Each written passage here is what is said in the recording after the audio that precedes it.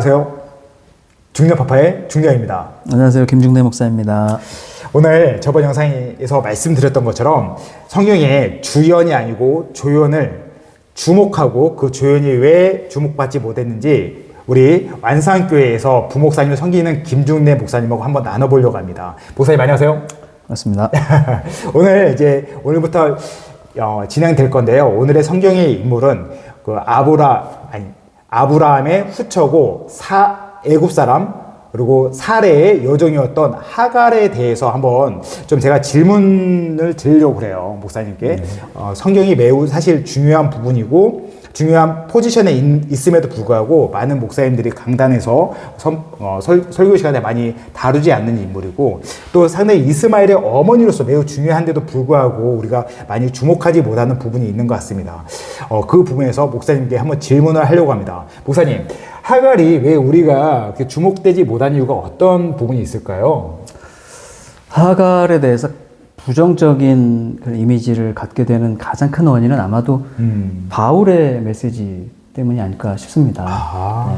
갈라디아서 4장에 보면 바울이 하나님의 기업을 약속으로 받는 백성과 또 그렇지 못한 백성을 비유로 들면서 네. 하갈과 사라의 이야기를 비유로 들거든요.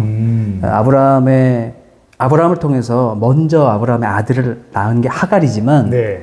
그러나 실제로 하나님의 약속의 기업을 이어받는 아들은 이삭이고 이삭을 낳은 사라를 통해서 하나님이 그 약속을 대로 이어주시잖아요. 네. 기업을 주시잖아요. 네. 그래서 이 사도 바울이 이 하갈과 사라를 예로 들면서 사라는 바로 이 땅의 예루살렘, 기업을 받지 못하는 민족에 대한 그런 예시로 이 하갈을 들고 있기 때문에 네. 그렇게 언약 백성의 기준으로 볼 때 하갈은 그 밖에 있는 사람이기 때문에 네.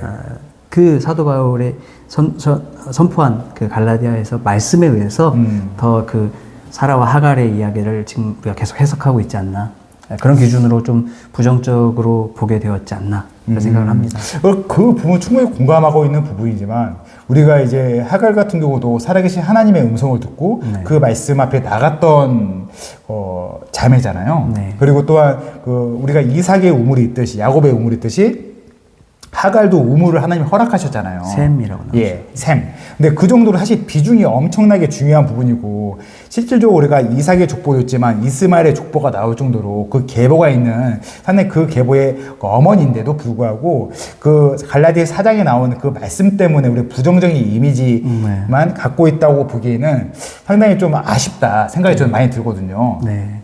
실제로 아브라함이 하나님께 네. 복의 약속을 받으실 때의 말씀이 있잖아요. 너로 네. 큰 민족을 이루게 하리라 라는 말씀을 아브라함이 하나님께 받았잖아요. 맞습니다. 근데 하갈도 똑같이 하나님으로부터, 그러니까 하나님의 사자로부터 그런 약속을 받는 말씀이 창세기에 있거든요. 네. 말씀하신 대로 하갈이 그렇게 사실은 중요한 인물이고 중요한 위치에 있다는 것을 이렇게 우리가 부각하고 기억하는 점이 좋을 것 같다고 생각합니다. 그렇지만 그럼에도 성경이 소개하고 있는 부분은 많이 한정되었기 때문에 네. 우리가 이 하갈을 생각할 때 조금 더 그 당시 상황과 또 성경이 이 하갈을 조명하고 있는 부분을 좀 더 우리가 입체적으로 그림 그려보면 좋지 않을까 싶습니다. 오늘 이렇게 풍성하게 말씀해 주셔서 너무 감사하고요. 오늘 처음인데 어때요? 기분이? 아직 중요한 얘기는 안 했는데. 중요한 얘기 잠깐 짧게 한번 해주시겠어요? 저는 그러니까 오늘 자리를 이렇게 준비하면서 하갈을 묵상할 때 네. 저는 가장 먼저 생각나는 게 저희 어머니의 모습이었어요. 특히 저희 어머니의 모습도 포함되고 사실 옛날 어머니들 우리 윗세대 어머니들 진짜 고생 많이 하셨잖아요. 그럼요. 진짜 자녀들 이렇게 키우느라고 가난하고 어려운 환경에서 정말 땀 흘려 피땀 흘려 이렇게 자녀들을 먹여 키우는데 맞아요. 남편 복 없이 부모 복 없이 아이고. 그리고 박복한 상황에서 힘들게 네. 고생하면서 자녀들을 이렇게 키워내잖아요. 그래서 그 어머니도 틀림없이 어렸을 때가 있었고 소녀 시절이 있었고 꿈이 있던 시절이 있었을 텐데 하갈을 보면은 성경에 이집트 사람이라고 소개하잖아요. 맞습니다. 이집트에서 뭐 돈을 주고 사왔는지 아니면 뭐 이집트의 파라오 왕이 선물로 뭐 줬다는 그런 얘기도 있는 것 같은데 어쨌든 자기 부모가 있었을 텐데 지금 생면부지 지금 외국 땅에서 종살이를 하고 있는 거잖아요. 어렸을 때. 심지어 처음 만난 남편이 80 아들이 예. 85세의 아들을 낳으니까 맞아요. 그렇게 나이 차이가 많이 나는 남편을 얻어서 그렇게 첩살이를 하는데 그 어머니들의 고생하신 모습이 느껴지는 거예요. 심지어 결국에는 이제 사라와 아브라함에게 쫓겨나잖아요. 그때 물 한 바구니, 그렇죠. 가죽부대. 네. 그리고 떡이 이렇게 그거 겨우 들고 그냥 정말 나가 죽으라는 식으로 이렇게 쫓겨 나가지고 기가 막힌 상황에서 정말 그 어린 여성이 어린 아이를 데리고 절규하는 모습을 볼 때 물론 하갈이라고 하는 그 당시의 인물도 물론 중요하지만 우리 시대 어머니들의 모습도 사실 크게 다르지 않지 않나.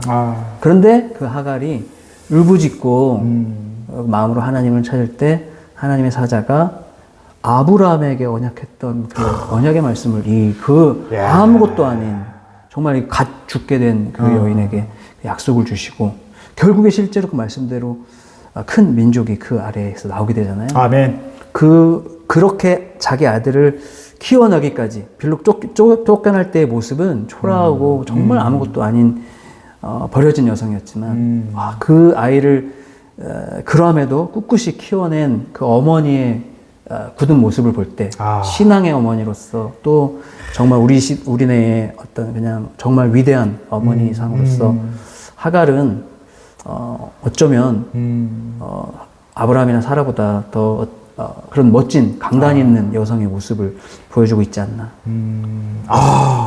기가 막히네요, 진짜. 저도 이 정도까지 깊게 생각 안 해봤는데, 역시 제가 박수를 한번 쳐드리겠습니다. 훌륭하십니다. 이렇게 오늘 첫 시간을 통해서 김종래 목사님과 함께 이야기를 나눠보는 시간을 가졌습니다. 재밌고 유익한 시간인데, 다음 시간에도 우리가 주목하고 있는 주연들이 아니고, 뭐, 솔로몬, 다윗, 그런 주연들이 있잖아요. 그런 주연이 아니고, 성경에서 조연이지만 정말로 주목하지 못했던 부분들을 컨택해서 다시 한번 나눠보는 시간을 가지려고 합니다. 그 시간을 기대하면서 다음 영상에서 다시 만나겠습니다. 바이바이.